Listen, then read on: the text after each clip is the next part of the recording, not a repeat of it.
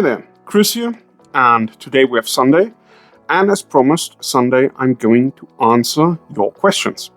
So, if you have something that's bothering you concerning about online marketing, web design, or SEO on your website, if you have trouble with your web design, with your pages, or need a specific solution for something, just let me know. And, well, I'll try to help you. So, let's start with the first question.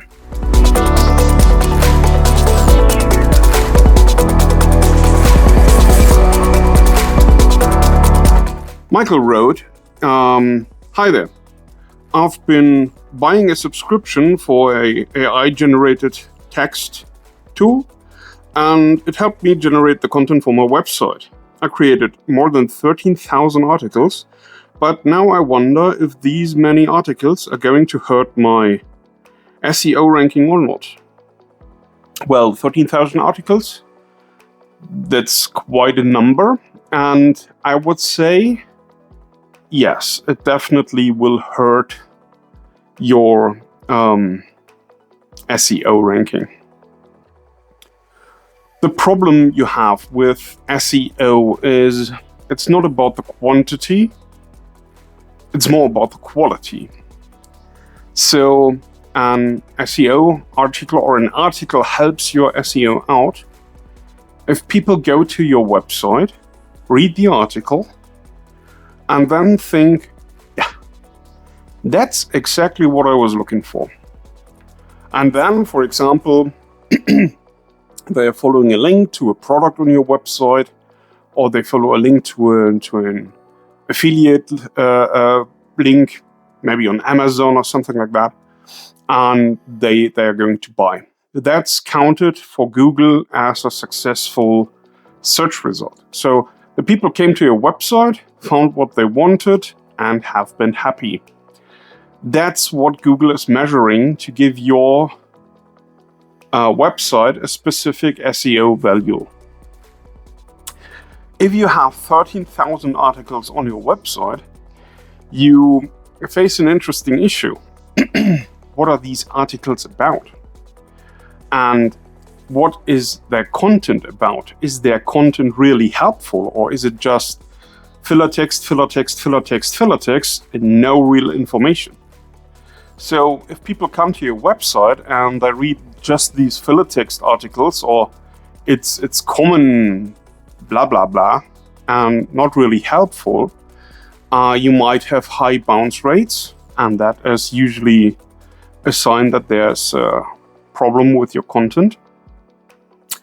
And the next thing is Google will check that people bounce back from your website, back to their search results, that they might click other search results, or that they might even start a new search at all. And that is definitely something you want to try to prevent. So if you have really a niche where you have a lot to say about something, I would recommend try 30 articles, for example, definitely not more than 50. And try to create these as valuable as possible.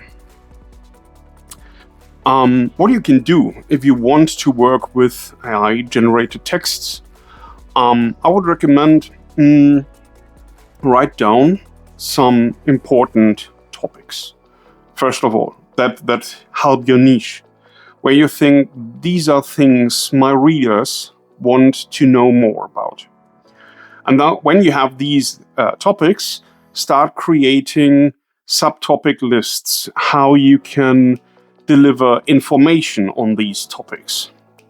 And then start to write down some sentences about these topics, so that you have the major information boiled down to small but important and informative sentences. And then with these sentences, go to ChatGPT, throw in your sentences in, and ask it to write a nice and informative blog article for you. That way you have full control over the information that goes into your articles, and you can make sure that your articles deliver the information you want to share and that your articles are really helpful. 13,000 articles definitely is way too much to have on a website. Don't do that. Okay, let's go to the second question for today. And this one is, hi there. All the web editors I ever used work on desktop first, and then I have to change my layout so it fits the mobile. Okay. But I'm always reading all about mobile first. So what should I do? Should I create my content first on mobile and then design it for desktop? Well, that's a very good question. And a question personally where I think you can see if the SEO you ask knows what he's talking about, or if he's just repeating PDFs you read. Because the only viable answer to your question is, well, it depends. Well, if you create content or your website is mainly for business partners, so you are in the B2B business, for example, you can usually rely on that your website is viewed on a desktop browser. Because, for example, the secretary gets asked to get whatever you offer, and she is not going out to pull out her phone and start looking on her mobile phone for your services. So she will sit on her workstation desktop and use that to find your website. If you create content more on the business side of things, even for end consumers, well, you have to check what your statistics say. It depends usually on the services you provide. Is it more something I buy on an impulse, or is it something I'm going to plan for? For example, if you're going to sell furniture for end consumers, usually you don't get on the bus and think, hey, I should buy a bed for 2,000 euros. That's something you think about and what you research. And usually you mainly get researched content also from a desktop. So check your analytics if you have mainly visits from desktop or if you have mainly visits from mobile. The next thing you should check, because I hear already people screaming, 80% is always mobile. Yes, that's right. But you have to check where your valuable traffic comes from. So are the mobile users those that just skim a little bit through your website and then leave again? Or are those going to read your content and watch your products and stuff like that? Because even if you have 80% of your main traffic from mobile and just 20% from desktops, but these 20% mainly look through your content and mainly spend money on your products, while you still want to focus on the smaller 20% group than on the larger 80% group that brings you no benefit. So these are the things you have to consider.